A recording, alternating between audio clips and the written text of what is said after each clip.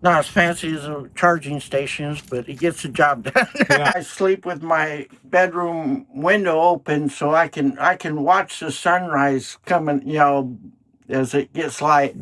Hi everyone, welcome back to my next video. Today we're meeting Mark. Hi Mark. Hi. And you are in a really nice looking Class A here. Oh, thank you. Now we're in the LTVA, long-term visitor area here in Portside. How are you liking the LTVAs so far? I'm loving it. I'm kind of going slow, kind of easing my way into it, meet people and stuff, but I'm really liking it and really having a good time. And so how long have you been on the road? I've been on the road since May 1st. I spent 5 months in Brookings, Oregon in a RV park. And then October 1st, I left there and started headed down here. And I've been here since like the middle of October. I've been camping since I was 10 years old.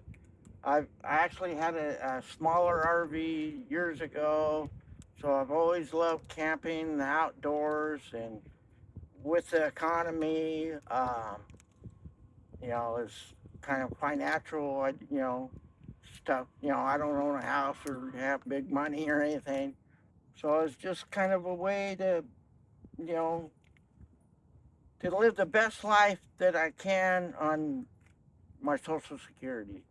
Well, it's a 2002 Winnebago Itishka Sonova.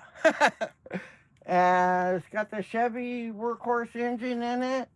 I got some 100 watts of solar, which has been working pretty good for me. Keeps my house batteries charged up and my e-bike. Well, let's take a look inside. This is my RV, and I'd like to show you some of my mementos. This was a fishing rod that my mom bought my dad before I was born. So I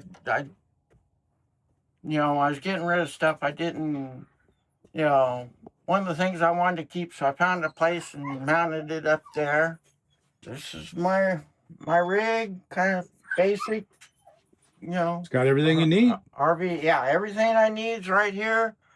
I don't have an inverter, so I can't run like my toaster. That's maybe one day I'll get an inverter or maybe one of the power station so I'd like to be able to make toast and coffee in the morning, the electric rather. Now I just do the pour through coffee. I got a fridge. It's plenty of room, more than I really need for just one person. It runs off propane or electricity, like most of them do. I have quite a bit of covered space.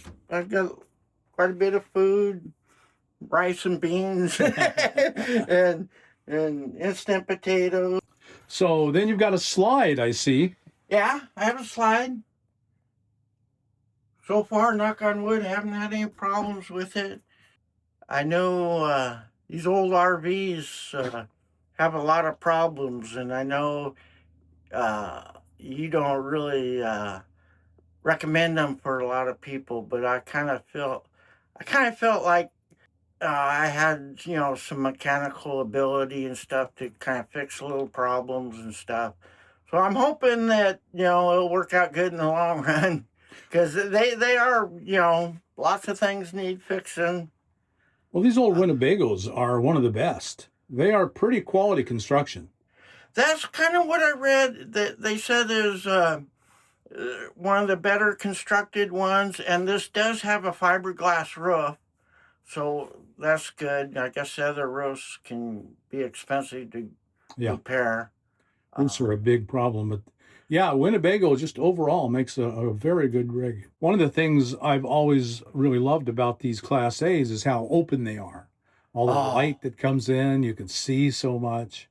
That's one thing. I had a Class C before, a little 19-foot Class C, and to look out the windshield, you had to stick your head down to look out. But this one is just like a great big picture window, you know. Yeah. When I'm at the coast, when I was in Brookings, I could look out there and see the ocean, Now I parked here, I parked it this way so I can watch the sunrises.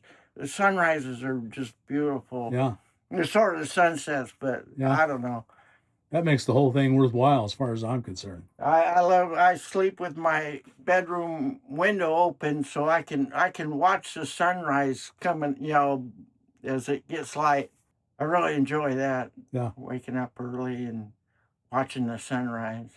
Yeah, if anybody asks me, I'm going to buy an old RV, what should I buy? I definitely say Winnebago.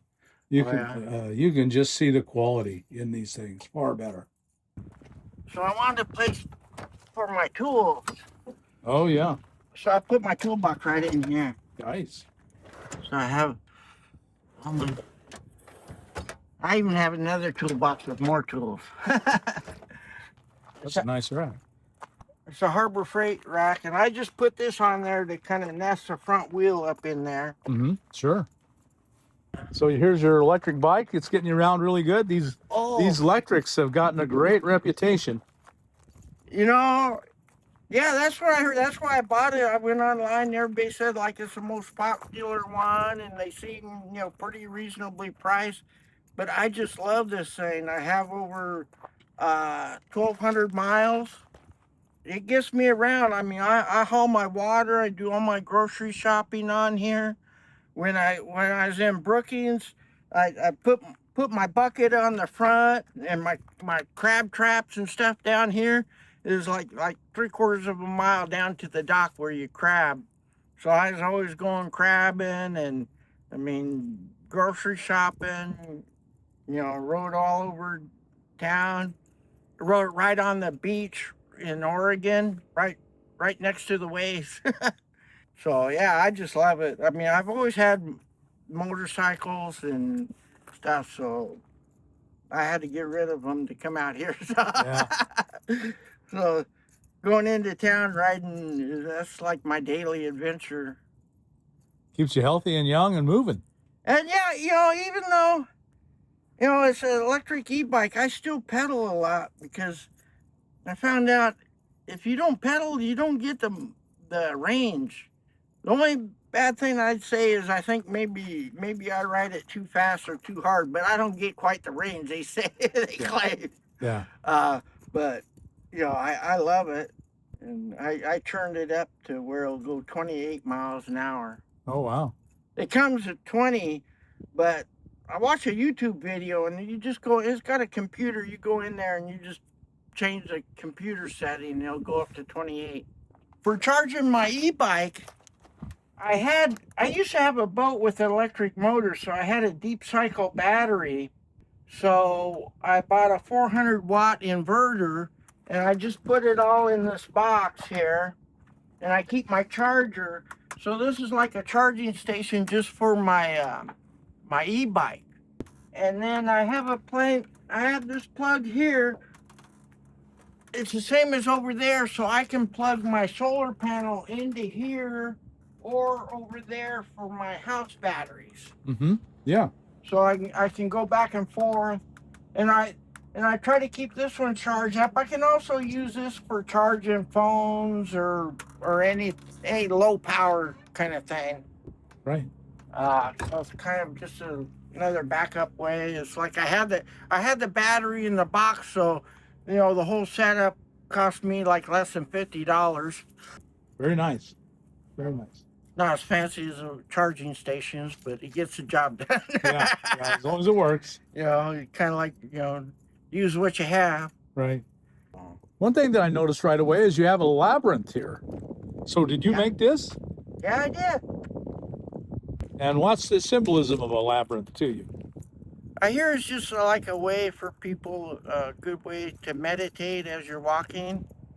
That's kind of what I've heard. I don't know a whole bunch about them. I kind of know how to draw them because my brother taught me. He knows a lot more about them than I do.